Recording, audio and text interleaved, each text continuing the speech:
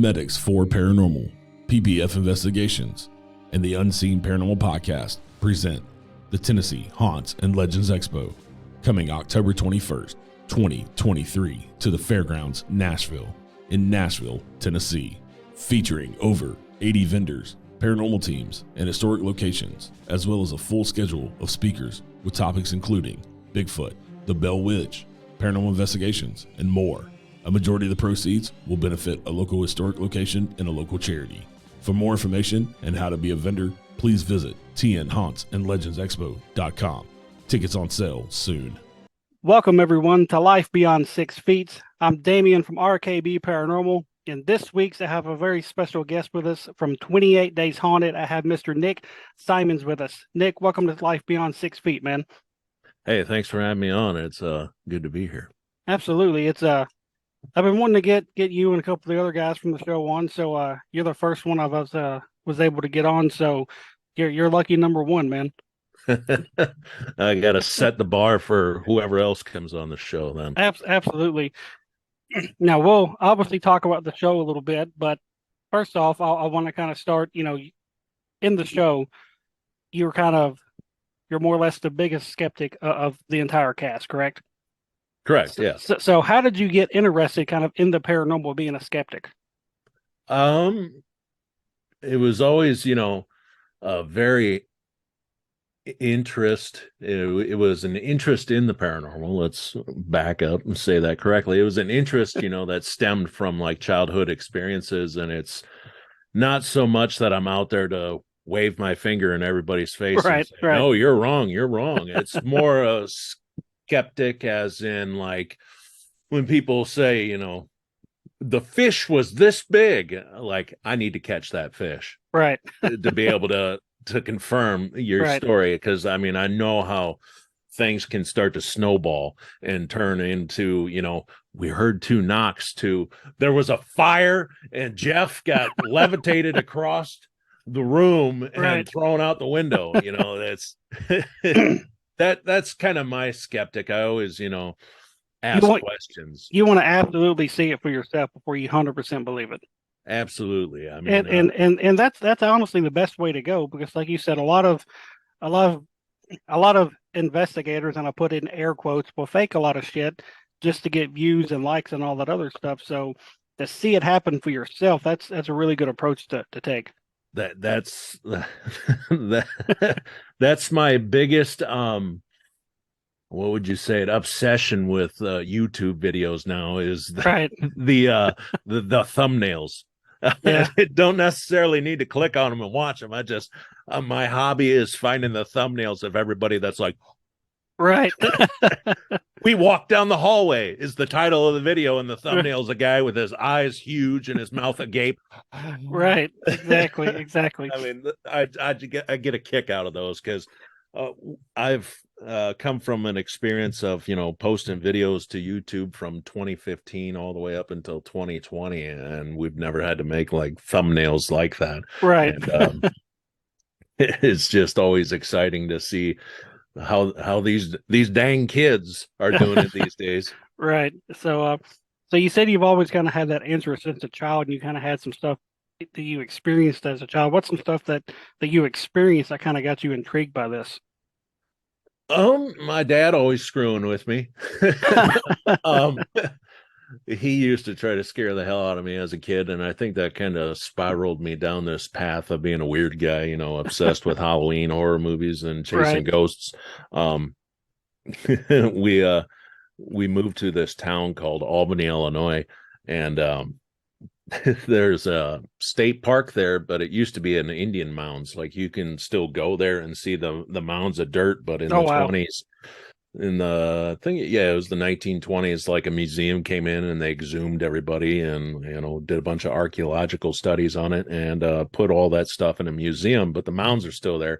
So when we moved to town, he drove me up there one night after dinner, and it was like pitch black out, and he's like, you know how you can sometimes let off the brake on your car and the rotors kind of make that click, click, click. Right. And he's like, oh, you hear that? That's he made up some name of an Indian. That's Greenhorn coming. And I was like, go, Dad, go. Oh, But on the other page of that, the flip side of it, my experience in more of a paranormal and haunting stuff. My mom was her boyfriend at the time. I come from a divorced family, so don't don't me, make any weird assumptions about no, me telling a me too, story me about too. my dad and then going into a story about my mom and her boyfriend. But um, her boyfriend at the time, he was in the process of remodeling a building to turn it into apartments, and it just so happened that the building was a former nursing home slash former home of the for the friendless before that. So a home for the friendless would be like a poor farm but in town. Right. um, so yeah, the one half was, the 1880s home for the friendless. Then they built onto it in the 60s and made like a nursing home wing. And it was kind of a nursing home attached to a Victorian era house. And it was a really cool place. When he got it, it had been abandoned and broken into and Yeah. completely trashed. So he was in the process of rehabbing it into apartments. And what better way to go to work than to just get up and walk through a door and you're at work. Um, Right. so his first step was to make an apartment for all of us to live in. And so, yeah, we ended up living in this place. And fast forward to now, it's actually apartment buildings that you can go and rent these places out. But at 8 years old, and having a house with 70 something rooms and an elevator in it, I had some awesome sleepovers. I uh, bet. we went spelunking down the laundry chute one night. But one night my mom and my sister and we were walking outside, and as we were walking out, you can look down a corridor into the new wing, and we all three just happened to look down there and see a wheelchair go and turn and face us. And my mom was like, Oh just shit. go, just go, just go. Somebody might have broken in. Oh man. Yeah, and that always just kind of kept paranormal something in the back of my mind that Right. never really let go of. And then fast forward to, what was it, 1999, Fear came out, and then Hmm. shortly after that, Ghost Hunters came out, and then Ghost Man, Adventures came out. And I forgot all about fear. That actually, I guess, kind of started this whole thing, didn't it? yeah, I think a lot of people, most people are like, yeah, Ghost Hunters is what kicked it all off. No, Fear. Yeah, Fear was really the granddaddy of paranormal television. yeah, because they had those self-mounted cameras that you get to see their part like up their nose and shit. Yeah, Yeah, it was like on like one of those like little spring arms in front of them. And yeah, Fear was really based at all the really hot like tourist traps now that we have. Besides, I don't think they filmed at Waverly, but other than that, they filmed at West Virginia Penitentiary, I do believe, hmm, and like Mansfield. And those episodes are just chef's kiss. I right, mean, especially when they sent that witch chick down into the sugar shack, that was awesome. And then there's that graffiti on the wall that looked like a phantom guy standing there. And right. it's just the whole ambiance of that show was beautiful. I wish they could get it on like DVD or put it on like MTV Plus or something to watch Right, that in right. better formats than the, what is it, like 210p that you can watch it in on YouTube, and it's like Right. all fuzzy and grainy. And Yeah. All right. So before 28 Days Haunted, did you like actively investigate like quite a bit, or did you just kind of do it when you kind of got free time? Started investigating in 2009 and really ramped it up full time, like doing like 2 investigations a week Oh and wow. posting them to YouTube in 2015. You can actually see Aaron, who's also on 28 Days Haunted. He's actually the guy I started investigating with. Okay. Um, and it's kind of a Cinderella story, I know, but we were able to, start and ride the wave together all the way to a big network like Netflix. Right. Uh, but yeah, around 2015, he came to me and he's like, I want to start filming us and putting us on YouTube. Could be fun. I'm like, yeah, it could be fun. And then here we are, 2023. There you go. You got to start somewhere. So what's some of the hot spots you guys hit up during that time? Hotspots for us here in Iowa, extreme eastern Iowa, western Illinois, would be Edinburgh Manor, that's just 45 minutes down the road. You Right. always see random spammy like articles about it. This asylum in the middle of a cornfield. I'm like, it's not an asylum. Stop. Villisca Axe Murder House, Malvern Manor, those are all, Iowa staples. That's like the big three when you think about Iowa right there. And then Right. here in our town, we live in the Aaron and I both live in the Quad Cities, USA. It's a combination of 4 cities between Iowa and Illinois. We have a former YMCA that opened in 1912 and closed in the 70s and is now a furniture store. A lot of people that don't listen to the lyrics of the song YMCA by the Village People might not know that you used to be able to stay at the YMCA for free Mhm. or whatever little bit of money you had. You go all the way up to the 4th floor and there's dorms up there. And I know a lot of YMCAs used to do that. I don't think they do anymore. But yeah, that place up where the guys would stay up on the 4th floor at night. Everybody always talks about how Missouri State Penitentiary has the peepers that lean out of doors and out of Right. their cells.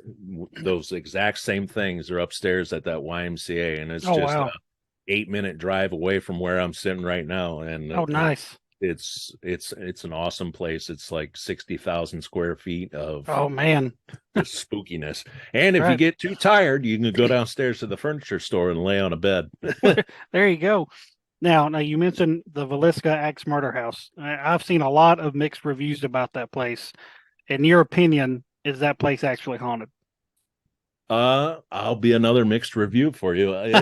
It's like how do I put that? It's like a tiger at the zoo. Sometimes you can go to this zoo and that tiger will just be laying there doing nothing. Right. And other times it just completely spins you around and leaves you scratching your head and wondering what the hell's going on, chasing your tail. And I've seen both sides of Villisca. I've seen, active nights and I've seen dead nights. Right.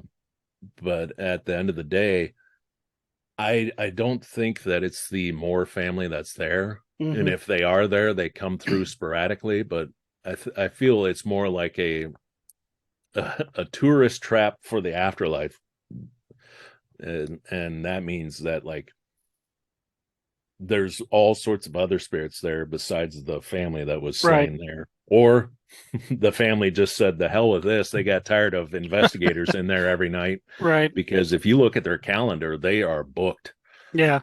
all the time. All the time there's somebody spending the night there. We've spent the night there twice now, and it's the most comfortable hardwood floor you could ever sleep on. Well, that's one of those places I think that even if you don't capture any activity while you're there, just the history and knowing what happened there is what intrigues a lot of people. That's one of the main reasons I want to visit there.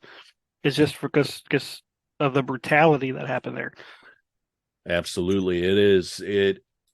It's something else. I'm getting goosebumps just talking about it right now, just thinking about the first time I was in there. First off, you watch it on TV and you expect it to be roomy. It's not roomy. It's like, I don't even think this house is 800 square feet. Oh, man. It might be 500 square feet. It Oof. is extremely small on the inside. And, I'm a big guy, 6'7", and to go upstairs to like where the parents are, it's like ducking and crawling up the staircase. Cause I mean, the staircase is just a real little guy.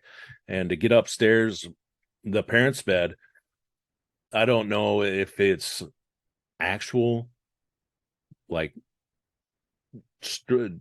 complete relation to the crime or if it was put there after they remodeled the house, but there's still chop marks in the ceiling of the butt of the axe coming up, hitting the ceiling when the guy was taking out the parents, Josiah and Sarah.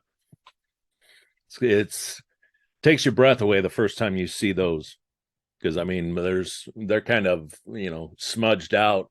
They're pretty deep, about a half-inch deep, but you can see where thousands of people have touched it and left their oils from their fingers and stuff Right. on it. But I mean, it is almost perfect with the bed that they do have there, and it's That haunting. Haunting.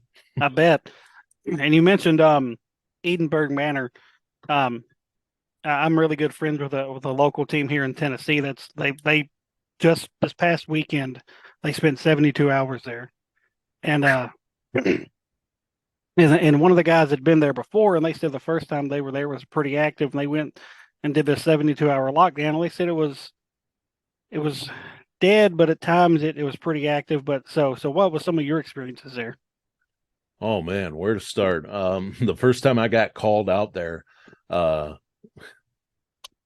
probably 2012. Mm. And I've been there every year since. Oh wow. But yeah, definitely agree with your buddies. It's just like Villisca. You can actually say that about a lot of haunts, that they have their ups and downs. Oh yeah. But man, I've had activity outside, inside. There's these two houses that are behind the place in its later years, before it actually closed and the whole facility was moved to a little town called DeWitt. It was more like an assisted living people home for like folks with like special needs and seniors and stuff like that. And when I say seniors, like extreme seniors, like Right. people in their 80s and 90s. But yeah, we've always had activity there. I've every time I've gone to one single room and it's upstairs on the men's side upstairs, I always get my name on EVP, just blank raw EVP, no SB7, no Spiritus or any apps or anything like that. It's just, and it's always the same breathy, like chick voice on the men's side of Oh the wow. building, which is interesting, but it's always just Nick. Oh And oh I, man. I can be the only one in there and still get that not moving. And Right. it's documented on camera and it's just awesome. Every time I go there, that chick always shows up. Downstairs on the women's side of the place, I did a little experiment one night. I took a clip of Ghost Adventures when they were there and Hmm. played Zach talking, and I shut it off and I turned the SB7 spirit box on. I go, who was that talking? And about a second of that thing rolling, and his voice comes through and goes, Zach Beckins, Oh really wow. quick like that. And I was like, I had to go outside. I was like, that was freaking awesome. Right. Holy crap, it worked. That's pretty good stuff right there. Yeah. It's that's definitely a place that's on my bucket list because, like I said, my friends they've hyped it up and they say they love it there and they have good times there and it's about a 10.5 hour drive from where I live, so it'd be one of those I'd have to take probably 4 or 5 days off of work and stuff like that. So, but it's on the list. So It is. It is. It'd be worth the drive. Yeah, definitely spend, a day or two there. right. You could probably get it for 2 nights. And there's a safe house out back. I say that with air quotations because we've gotten a lot of EVP out of there. Actually, we on 28 Days Haunted, I use an electrostatic generator to Hmm. charge up the room. We Right. used that out in that safe house one night, and the EVPs that we caught made one guy actually retire from the paranormal altogether. Oh shit. Yeah, because the spirit that was talking on the recorder, just raw EVP, again, no assistance from devices or anything like that. It was EVP of "Help me, Bob. I want to Oh go man. home, Bob." And Oh he was just like, you know what? I think I'm done. I'm about to retire from my full-time job. I think it's a good time to retire from the paranormal. oh Um, man. yeah. But that house also has heating, air conditioning, plumbing, lights. That, that's Yeah, a plus. Yeah. yeah. There's a couch, a TV, DVDs. I mean, you name it. There's carpet in there. It's cozy in the wintertime and it's cozy in the summertime because I've seen it Right. both seasons. All So right. it'd be worth the trip, especially to stay there twice. Um, Definitely go shopping because it's like a half hour to the nearest Walmart. Oh man. Yeah. All right. So 28 Days Haunted. Now, how did you get to be a part of that? Accidentally. Oh yeah. Yeah. Aaron, who my buddy Aaron, uh him and I pretty much cut our teeth together in this whole paranormal world. Someone contacted him and they were looking to interview 3 people for the show. And so this person contacted him and they're like, we need another guy. And he goes, I know just the guy. So he called me, and long story short, we ended up making it, which blew our heads off because if anybody, including yourself listening, anybody choking on my own spit here. It's getting I'm choking up. Anybody that puts videos out on the internet of them doing paranormal investigations, or even, you know, trying to make a somewhat half-assed documentary for YouTube, Right. You get contacted by a lot of production companies. 2015 to 2020, we probably had 8 different interviews with production companies that, Oh, wow. you know, they give you all the same thing. We'll be in touch. Yeah. And you never hear from them again. I mean, there was one that was really cool that, like, wow, that'd be harder than 28 Days Haunted. Let's just say that was kind of like Survivor Man meets Ghost Hunters. Oh, wow. Yeah. There would have been a threat for like getting attacked by a bear, which unfortunately I think the pandemic shot that one in the foot. Oh, We never man. heard anything else about it. But yeah, so the interview for Netflix came and went, like in, I think it was around March. And didn't hear anything. It was about mid-June. I was on vacation with the wife and my neighbors. We rented out a cabin on the Mississippi, and I was actually fishing for catfish. And Aaron called me and goes, you remember that production company we talked to? Yeah, they want to have a second meeting. I was, they what? We've never had that. What do we do? So I grabbed my stringer and zipped home. And yeah, it was pretty much a call to say, congratulations, fellas, you guys made it. And we were like, and next thing you know is about a month later, we were on a plane out to Connecticut, our first time to Connecticut ever. And you legit didn't have no idea where you were going. Legit had no idea where we're going because at the time, it might be different now, but at the time, if you Googled haunted Connecticut, I think Captain Grant's would have been like result number 2000. Right. You know, the first things that are going to pop up in haunted Connecticut would be the haunting in Connecticut, or the Conjuring House, or Right. Norwich State Hospital, or there's that children's sanitarium down by the sea. And at the time, we also filmed this. I do believe Portals to Hell, the episode they did there, wasn't out. That didn't come out until December that year. So yeah, never heard of the place. See, I hadn't heard of it either, but then when I heard the name, I was like, that sounds really familiar. And I couldn't piece where I actually heard it from. It may have been Portals to Hell. So yeah, Portals to Hell is the only other one that's been on there. I mean, there's a handful of YouTube videos, right, of you know, different indie creators going there and shooting documentaries, but it's only been on TV now twice. Well, on TV once, and then on Netflix once. But right. So how did that whole process go, actually being stuck at this place for 28 days? well, first was getting 30 days off work. Right, I bet, right? Yeah, HR, their eyes got huge. They're like, you what? Oh, all right. I suppose we can let you go for that. Right. I had to take all my vacation. So it was kind of neat. Got to double dip. I got my phone back at the end of the 28 days and checked my bank account. And I was like, holy. So yeah, I had to take 30 days off work. And it was pretty much had a couple days heads up, you know, hey, pack your bags. Your plane leaves on, you know, Tuesday. And yeah, jump on a plane with Aaron. And it was kind of nice to fly out there with a buddy. Right. And just landed in an airport. And then we had a number that we had to contact and said, hey, we're here. And this van pulled up, picked us up, took us to a hotel, dropped us off, spent the night there. And the next day they showed up with Sean. This is Sean. He'll be staying with you guys for 28 days. First time meeting him. And get in the truck, put these blindfolds on, and give us your phones. Not sketchy at all, huh? Right. Then yeah, from there, you know, we roll around for 45 minutes in the dark wearing the blindfolds. No idea where we're at. Matter of fact, we didn't even know the name of the town we were in until the day we left to go home. Wow. We passed a sign for the town. Oh, Preston, Connecticut. Wow. Yeah.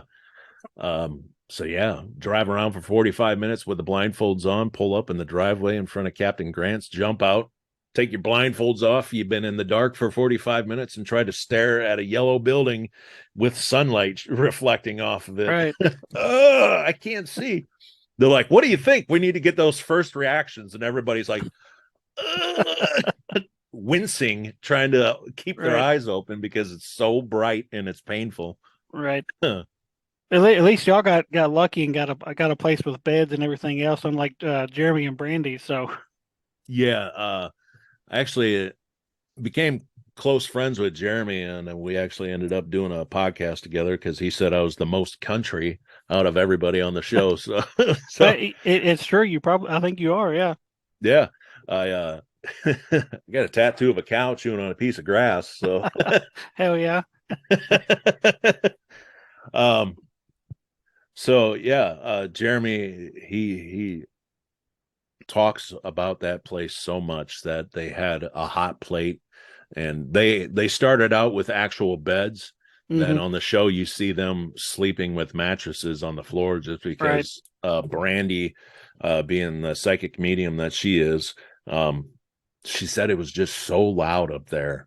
I bet. In the beds that they were in, it was like all these spirit voices just all night, just bombarding her and bugging her. And it was to the point where she just told Jeremy one day, we got to move these beds downstairs. And that's how they ended up sleeping on the floor downstairs. Right.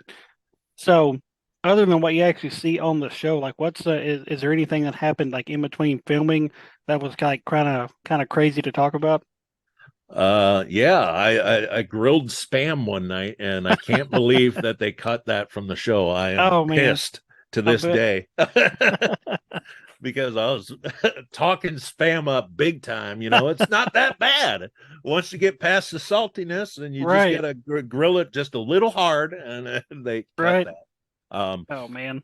But in all seriousness, there was one night that we built a psychomantium in the basement. Oh man. It's like a hybrid of like scrying. Right. And I think I was wearing this shirt actually the night that we did it. I ended up sitting in this thing and staring at a mirror and having visions. Like, for me to have these like meditative visions, it was huge. Right. Because I wasn't expecting anything to happen. And sure enough, I thought, swear to God, I thought I passed out and fell asleep. And like, I asked the producers like repeatedly, you sure I was awake? They're like, your eyes were open the whole time. I'm like, what the frick? That is insane. Like, because it was like I was dreaming. I'd be staring at the mirror, and then all of a sudden, like the mirror and the room itself would disappear. And I'd see like a vision of like a guy riding on a horse, or the minute you move your eyes at all, like that vision would stop and it'd be back to you looking at yourself in a mirror. Then you'd start to focus in on the mirror again. And like, I saw like a lady, like with like a short haircut, lean in to like whisper something in my ear, and made me flinch. And it was just, this went on for a while. And finally I picked up the walkie talkie and I said, you know what? I think I'm done. And they're like, Nick, that was awesome. How long do you think you were in there? I was like, I don't know, 45 minutes or something. And he goes, no, try 2 hours. Wow. I was like, what the? I started swearing, and I was like sweating and like nervous. I'm like, you know what? I got to get out of here. And I pull the curtain back, and it looked like somebody else was in the basement of the building with me. And I grabbed the walkie-talkie. I'm like, there's somebody else effing down here. And I took off running after whatever in the dark. Couldn't see anybody, couldn't find anybody. And it was a cool experience, and it was just must not have met the narrative for the show and ended up getting cut. I mean, there was 28 nights of investigations that they had to sift through and try to come up with a story that had flow and was easy for people to keep up with. I mean, there was nights where we were just sitting around, what are we going to do tonight? Right. We can kind of exhaust everything that we know in the first like 4 days. Right.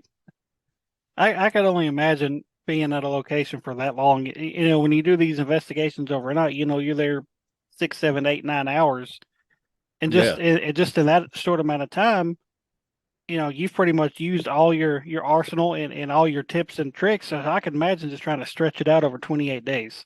exactly. I mean, cutting my teeth as a actual paranormal investigator, it's, you know, you're used to those short investigations like Right. that where hell, so there's sometimes in 8 hours you don't even get through everything that you have Right. and the experiments you want to try. And now we're trying to keep something interesting for 28 days because Right. I mean, you got all these people sitting outside in the production trailer, and it's like, man, I don't want to let them down. And it's like Right. just the weight of everything. Like, we got to do something exciting, and it's like, all right, we had those robotic cameras. Mm-hmm. There was 15 of those inside the house. They had 360-degree. No, it'd be 180. Yeah, 180. They can move around and watch us at all times. And I'd set up a laser grid, and I'd be like, hey, and the camera would turn me and look at me. And I'd be like, keep an eye on this laser grid, okay? And they'd move the camera up and down to be like, okay, yes, we will watch it. Right. So, I So mean, they did have a lot of cool shots like that. Like, I would look into those cameras and explain the equipment and stuff like that, and be like, follow me over here. And that would have been right. kind of cool in the show to see us interacting with the cameras, look over here. Right. Oh, well. Yeah, it is what it is, I guess now. But so obviously, you're good friends with Aaron. Did you guys get along with Sean pretty well? It was, touch and go. I mean, some days were good and some days they weren't. And I mean, it was like that for me and Aaron too. Right. If I can say, probably being stuck in the same house for 28 days, whether it's your best friend, your wife, never getting away from them. I'm sure at times you would get on each other's nerves at least a little bit. Oh yeah, there was definitely a breakdown. I mean, even me and Aaron being buddies, there was times where it's just like, I'm just gonna go outside by myself. Right. Hey, just everybody stay there. I mean, there's a lot of times like that. And then there was other times where we were having a good time and being uh comrades, I guess you could say. We were screwing around one night, and there was a pantry that had all of our food in it, like our dry goods and stuff like that. And I was standing in there looking for something to eat, and I looked up at the top shelf and I could see the edge of a CD sticking off the shelf. I was like, wait a minute. Pick it up, and it was just a loose copy of the film Blue Velvet. And I'm like, hey fellas, I got a movie you guys want to watch? So in the room that they did all the private interviews with us in, there was a pool table and a TV and a DVD player. So we ended up sitting up there until like 3 o'clock in the morning, just eating microwave popcorn, watching Blue Velvet. So that was kind of an easy, like a nice little like break from everything. Cause Right. most nights we'd finish investigating and the production would be like, all right, we'll call that good. And everybody was like straight to bed. So yeah, that was a nice little vacation to watch Blue Velvet, and that was the first time I've seen that movie, and Right. now it's in my favorites arsenal just because Dennis Hopper in that whole movie is awesome. Right. Now earlier you mentioned that I don't remember what you called it, some kind of generator that electrifies the air and stuff. Yeah, Where did that come from? that was something that Aaron and I have been kind of horsing around with for like the last 6 or 7 years. That all came from, I sat through a lecture one time, and this lady actually teaches or taught paranormal 101 at one of the small like community colleges here in Iowa. And I don't know if she even teaches that class anymore, but she talked about how Mark and Debbie Constantino had captured an EVP one time in relation to the professional models of EM pumps. Mm-hmm. And the response was, it hurts, turn it off. And this lady, fast forward to her lecture, she broke down that EM pumps emit positive ions, and she goes, if you could experiment with static ions, which are, or static electricity, which is produced with negative ions. I wonder if the outcome would be any different. So I got thinking one day, and I think I was horsing around on Amazon, and I found one of those electrostatic generator, and I was like, wait a minute. So I ended up buying it and playing with it. And, when you get cranking on it, the whole room fills up with like an ozone scent. Right. So it's almost like the room is getting charged with static electricity. I mean, you really can't feel like your hair start to stand up or anything like that. I mean, I bet if you had the big bucks to buy one of those like Van de Graaff generators, one of those like balls that you could put your hand on, and that makes all your hair stand up. Yeah. I bet you could have some luck with that, but the electrostatic generator is like a cheaper option compared to buying the big Van de Graaff generator. You can find them on Amazon for I think they're like $170. That's been the biggest question out of all the podcasts that I've been on. Where do you get that? Do you make that yourself? No, you can buy them off Amazon, 2-day shipping. But yeah, they're definitely fun to play with, and we have it seems like things kind of ramp up as far as responses on EVP and whatnot. And I look forward to continuing my experiments with those. Like anything, it's not going to happen overnight of yes, this works, or no, this doesn't work. I mean, hell, I can sit here for the next 2 hours and tell you why the SLS is a crappy device, but I always tell people keep playing with it, because if we'd never continue to build off of things and experiment with things, they wouldn't get better. I mean, the Model A had a top speed of 30 miles an hour, and now we got cars that can do 200 miles an hour. Right. Just saying, you got to keep trying. Eventually that SLS is going to capture a wire frame that's not connected to a chair or connected to a door frame. Eventually the electrostatic generator is going to actually get us some hardcore data that says, a spirit saying, yeah, that works pretty good. Right. I like it a lot. It's definitely something that intrigued me when I was watching it. I told my wife, I was like, I wonder what the hell that thing is. I was like, we need to get one of those. And if I'm not mistaken, I think she might have tried Googling it like after the episode. And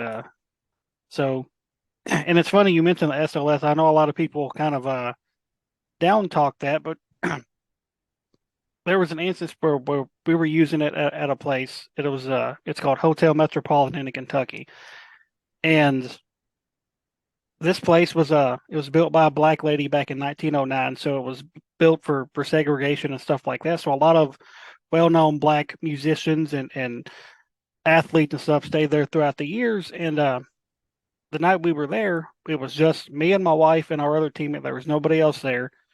And it was kind of dead. We're sitting there 45 minutes just trying everything we can think of to kind of get stuff stirred up.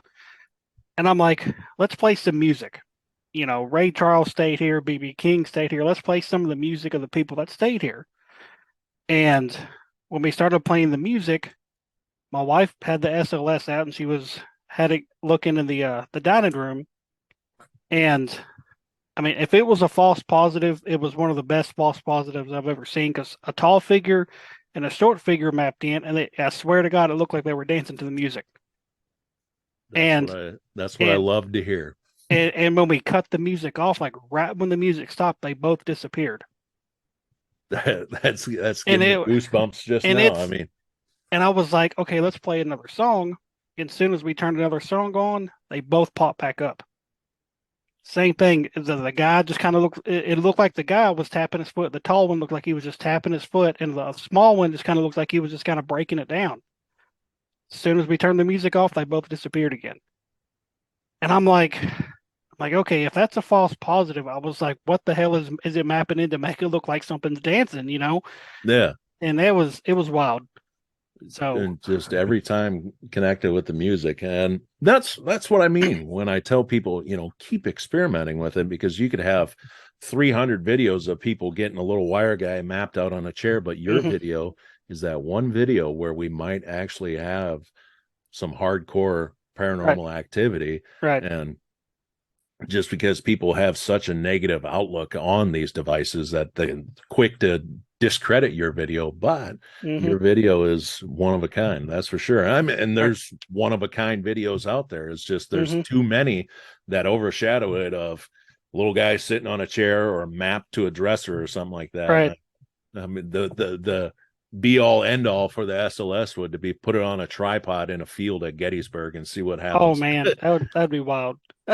I've always told people that that would be so awesome to go to, like, not awesome because of the events that happen there, but like Gettysburg, people I get this question all the time. What would be your bucket list investigation? And I always tell them the beaches of Normandy where Mhm.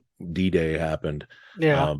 Just to be out there at night with like devices like the SLS or even full spectrum camera thermal, and just to Right. see what's out there at night, because so many lives were lost there. And it's Mhm. not to go there and degrade like the American soldiers that were lost there. It was just to catch the paranormal activity. Right. I think that would be um, a killer I shouldn't say killer, a really good Right. investigation. It definitely would be. It would be an amazing experience. So Absolutely. now earlier you mentioned a little old podcast that you're starting to do with Mr. Jeremy Leonard, Paranormal Gumbo.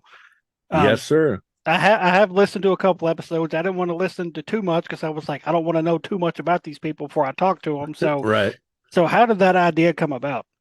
I was actually waiting in my truck in the parking lot to go into jury duty, and Jeremy Leonard sent me a message. Hey man, I'm thinking about starting a podcast. You in? I'm like, why the hell you want me? He goes, first off, you're the most country and you got that deep radio voice to begin with. And I'm like, Right. well, so I sent him like messenger. There's a voice, you can send voice messages. So I'd Uh-huh. be like, Kraft homestyle macaroni and cheese. He's like, I love it. I love it. And he had to basically twist my arm to get me to do it. I was like, well, I don't know if the world needs another paranormal podcast, this and that. And it was like, all right, I'll do it. And we've been having a blast making it. Um, Currently at 5 episodes. Episode 6 will be coming out next Tuesday. Yeah, next Tuesday. Crap, we got to record one this week. Dang it. So yeah, we've just been covering anything we want to, and Right. we're not monetizing it. It's just uh, our baby right now, of just him and I just horsing around, Right. casual conversation of two guys sitting around a fire. Uh, he's gone into great detail about demonology and stuff like that, Hmm. and we've talked about aliens and Yeah. plans to talk about Bigfoot and all sorts of stuff. Yeah, like I said, I know I listened to the first two episodes, and the one that that y'all did about aliens, that one really had me thinking. I was like, man, I was like, that's some crazy shit. Yeah, the last one we just put up it's another one. If you just look at it with your open mind, it's Hmm. we interviewed this guy who was like a high priest in like witchcraft, Oh wow. and he got out of it. He had an experience one night where this, like, you ever seen Ghost with Patrick Swayze? Yeah, yeah. What he described sounded like one of those like black things that drags all the people to hell. Right. He said this shadow was chasing him and his girlfriend, and like they were like walking down the street and saw this shadow, and they started like hauling ass running away, and this shadow was just on them the whole time. Mm. And that pretty much scared him straight. He turned his life towards, Jesus and all that religion, and going to church every Sunday, and just his stories of what they used to do, and then the final buildup of I've had it with the occult, and it was a good story. And I bet. I'm definitely gonna have to check that one out. So, yeah, so where can people listen to Paranormal Gumbo? you can find us on Spotify, Apple Music, Google. um I know I'm missing a bunch. Anchor is kind of the main hub that Right. I love Anchor. I just get on there and it's one click and it goes everywhere. Right. That's kind of how I do mine through Spreaker. So it distributes it to all kinds, and it puts it on ones I ain't never even heard of before. But I was like, hey, I'm sure somebody listens to it on that one. So Oh, I love it. I mean, I've always been a big fan of podcasts and just talk shows in general. I mean, I do love a lot of music, but it drives my wife nuts when we go on road trips. I'll put on a podcast. She's like, "Shut it!" yeah, I've tried talking my wife into listening to some. And we go somewhere, and she's like, I can't do it. She goes, I can't just sit and listen to somebody talk. So I'm like, well, I guess it's not for everybody. So Oh yeah, it's I love it. I mean, then I fell in love with Audible recently, and that is a whole nother beast. I mean, wow, I listen to a lot of books while I'm at work because I right. mean, some days I get a lot of time on the computer sitting in my office and I'll put a book on and finish it in one day. It's like, well, that damn it. Now what am I going to listen to? Right. So now, do you know if there's going to be a season 2 of 28 Days Haunted? I've seen a lot of like spam articles on the internet about, Right. season 2 is coming out this year, 2023. I'm like, there's no way because it took almost a year after we were done filming for it to come out. So, Right. um, I haven't heard anything yet. There was another article that was done in February with Aaron Sagers. Him and Tony Sparrow were the talking Hmm. heads of the show. Right. And if Aaron Sagers is saying he doesn't know, then it's probably Right. still up in the air right now. Um, I if they do another one and have me back, I'd like to see it done at like somewhere really messed up. Like you remember Right. how the house at the end of the Blair Witch Project had no Right. windows or doors on it. Right. Right. Stay in there for 28 days. Good luck. And seeing, I think the main reason a lot of people think there's going to be another one is because it's an intriguing concept, and it's like, right now the paranormal's a hot commodity. So if a lot of people's liking it, it's like, why not make another one? Even if you have a whole new cast, it's the same premise and everything else. So it's like, why not do it? Yeah, we talked about that. Before the show came out, they brought us out to Los Angeles to do some additional voiceover stuff, and the whole cast we just took over a hotel balcony, and there was a Walgreens right next to the hotel, so we just walked down there, bought a bunch of beer, and was sitting on the balcony. The actual hotel bar was like 4 feet away, and we were sitting next to them just drinking beers right out of the box. We sell beer. That's nice.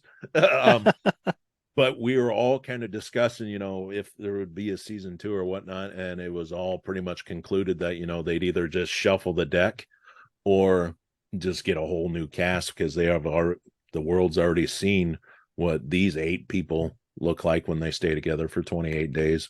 Right. So why not get somebody new? But it's hard saying with these Hollywood types, And it would be a different concept. Even say you did have the same cast, and like you said, you shuffled people around. You know, say for instance, you and Brandy gets teamed up on the next one. That would be interesting as hell to me. Yeah. It's like you said, you got Brandy, that psychic medium, then you got you, this big old country boy. I mean, that would be entertaining in itself, in my opinion. So, Yeah, and what the big old country boy. So a little behind the scenes for you. One night, like I said, we were grasping at anything we could for experiments just to keep things interesting. And one night we did a little fire ITC session, and the producers we'll build the fire, and they're like, all right, for the fire scene, we'll have Nick standing at the fire and call you guys out to the fire because Nick's the one out of the 3 of you that looks most like the one that was capable of building a fire. And I was like, yeah, Aaron and Sean, take that. and you know what it is? It's the beard.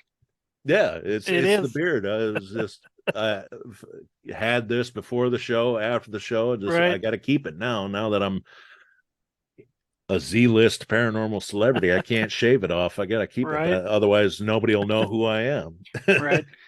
So while you're kind of waiting word waiting on word for a season 2. So, like, what's next for you right now? I know you're doing Paranormal Gumbo. What else are you doing that's involved the paranormal? Um, Other than Paranormal Gumbo, I got a couple conventions coming up in Wisconsin. I've done some events so far this year. We were just up in Wisconsin last month. This was really cool. We got to investigate the jail that they took Ed Gein to I was after they gonna arrested him. I was gonna ask you about that because you sent me that picture with you holding Yeah, that knife. So now what didn't you say like it was kind of weird holding that knife? it was. There's.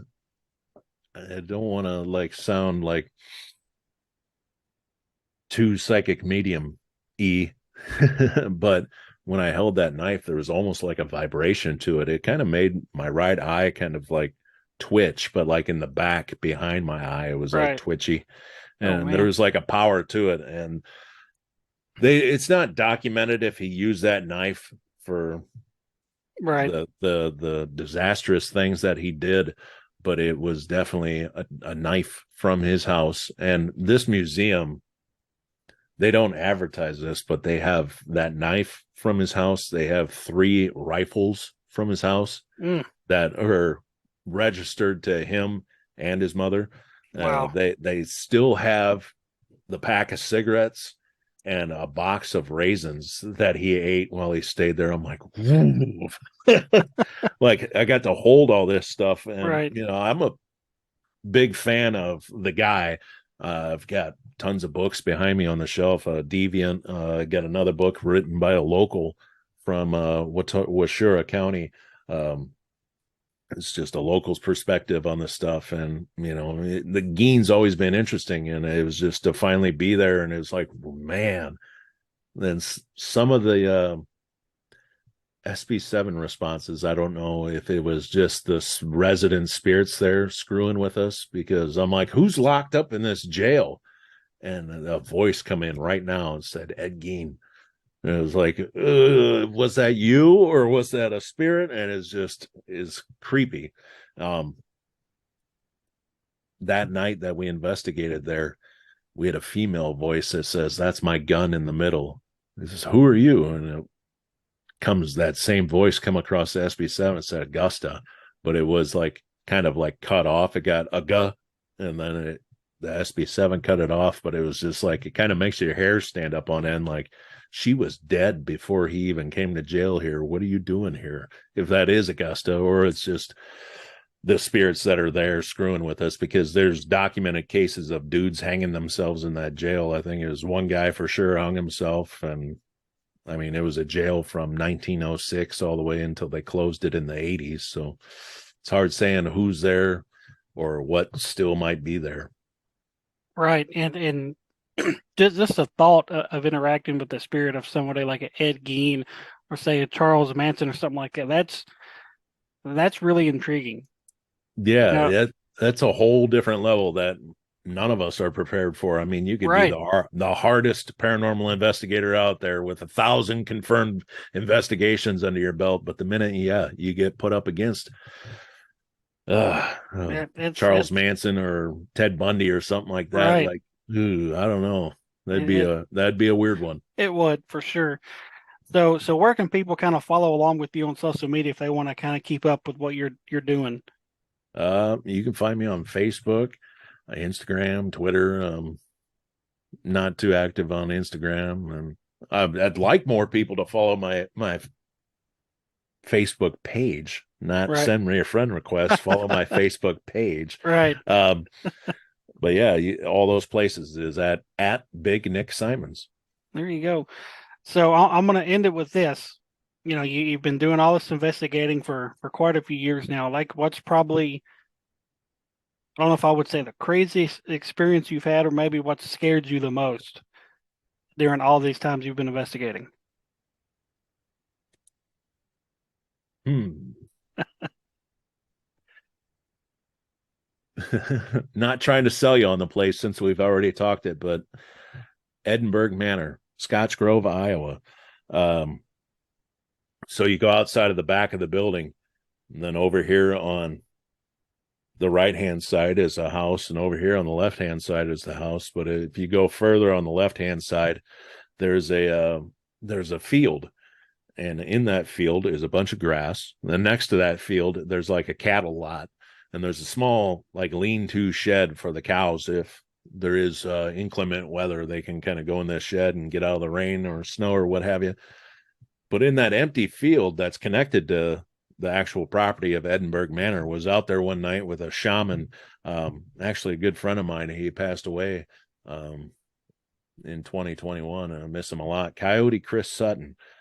He was he was kind of everywhere you wanted him to be back in the day before passing away. But he was out there in the field with me, and we were just he was just kind of feeling the area out. I walked up to him. What are you doing over here? He's like, I feel like there's a pauper's cemetery out here.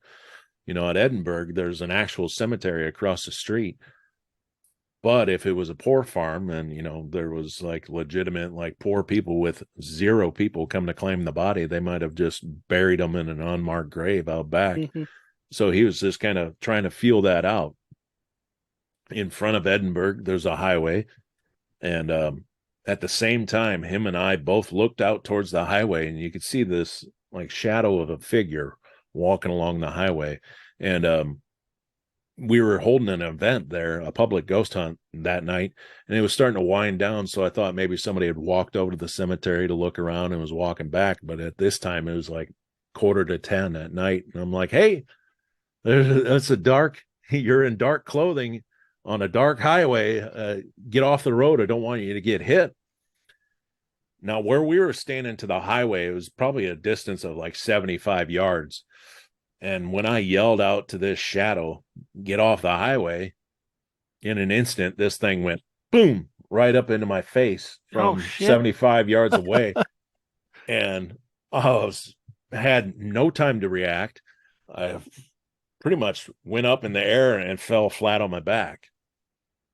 And Chris started doing his shamanic chants, doing like a protection prayer on me in whatever language he chants in. I keep looking at his picture. I got him sitting right up there. Miss you, buddy. So he's banging his deer hide drum and doing his chants, and this thing was gone. I didn't see it. After it launched me in the air and threw me down, I didn't see it anymore after that. But he was like, get out of there, get out of there. I'm like scrambling to get back up to my feet and just hauling ass out of there. What was weird, though, is when this thing got into my face, I could see like the lights of the distant town and all the little farms, because Edinburgh kind of looks out over a hill.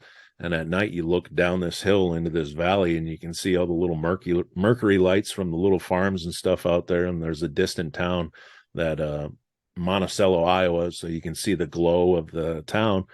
This thing was in my face. I couldn't see through it at all. It was solid black, like a person was actually standing there, and I could see the outline of all the little mercury farm lights and the town glow on the outside of it. And then next thing you know, I'm looking at stars because I'm laying on my back on the ground. But that'd probably have to do it for me.